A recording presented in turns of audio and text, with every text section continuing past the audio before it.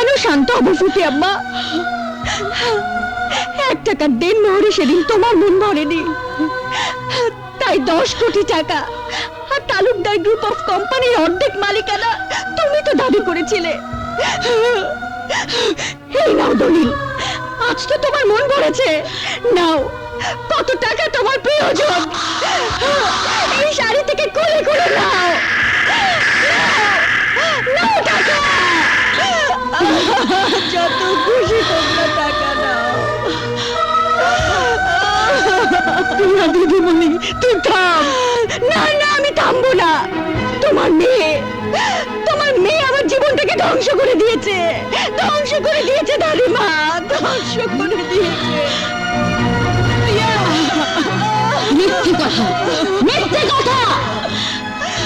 আমি যা বলেছিলাম সে কথাই সত্য হয়েছে। ওই সুলতান তালুকদার তোর জীবন নিয়ে জুয়া খেলেছে।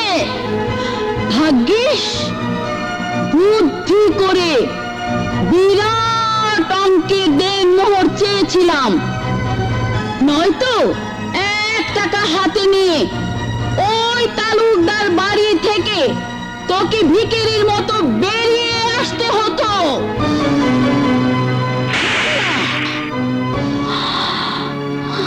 নাদিরাকে আপনি কেন মানলেন আম্মা জান?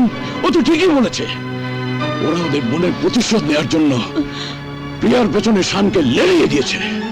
না, এ কথা আমি বিশ্বাস করি না। আজ আপনাকে বিশ্বাস করতেই হবে আম্মা জান।